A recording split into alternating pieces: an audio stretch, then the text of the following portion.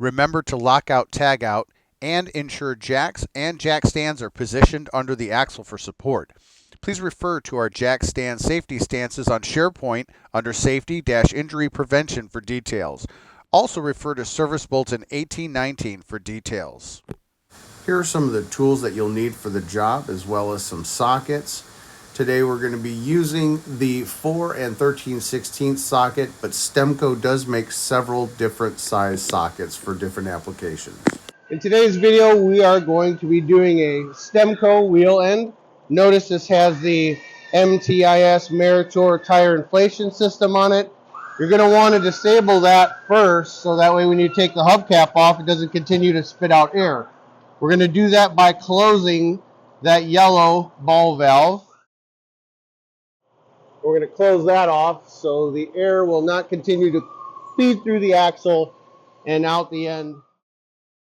All right, so once the inflation system is turned off, you can remove the airline from the T.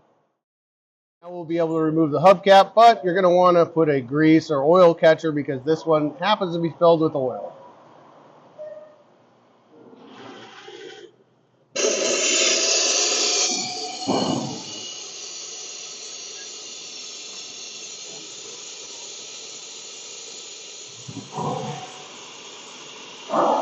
Remember to remove the old gasket.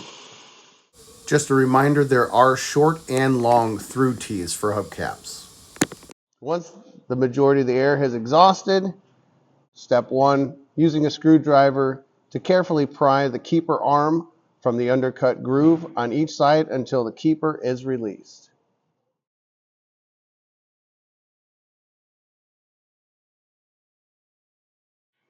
After your repairs are completed, go ahead and snug the nut up, grab your socket. We are going to use a torque wrench to tighten the nut to 200 foot-pounds while the wheel is rotating.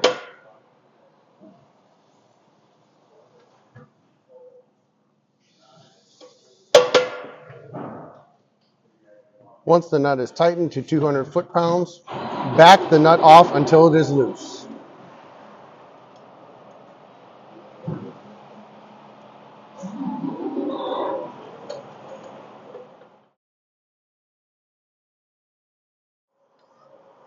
Using a torque wrench, tighten the nut to 100 foot-pounds while the wheel is rotating. Then you'll want to back the nut off one raised face mark according to our chart.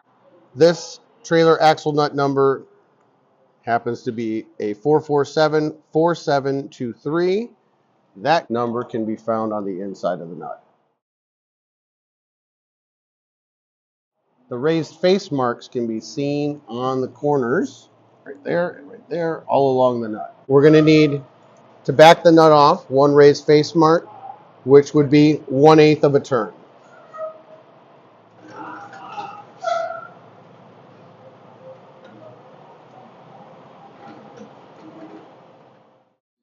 Step 4 would be installing the keeper.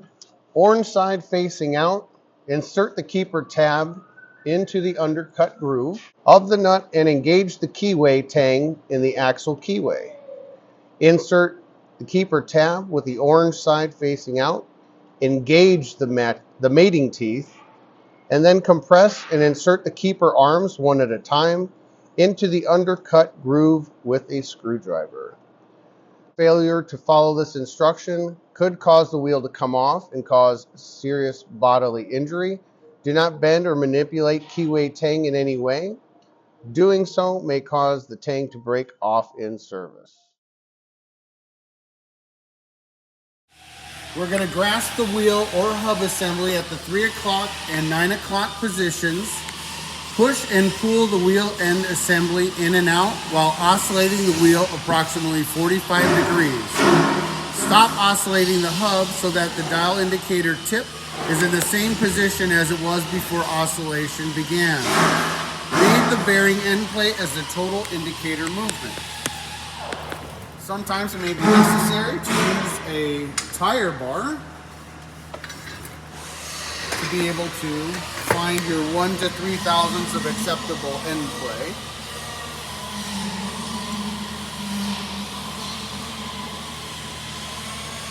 Sometimes you may use your top of your hand or your foot The point is that you want to be able to be within the measurable specs of 1 to 3 thousandths.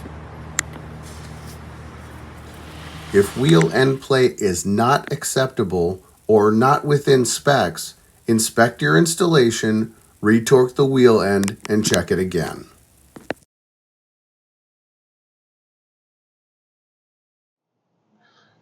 Remember to keep your mating surfaces clean and install new gasket and hardware. We're going to go ahead and put this hubcap back on, get the tire inflation system all set back up, and remember to turn it back on.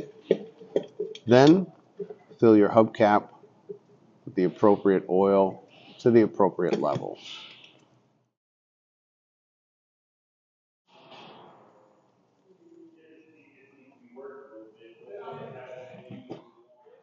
Don't forget to turn your air back on. Remove the fill/drain plug from the hubcap and fill the hub with the appropriate hub oil. Note the two lines, the lower is add, the top is full. Lastly, spray soapy water on your fittings and check for any air leaks. Thanks for watching, and as always, if you have any questions, reach out to your training team.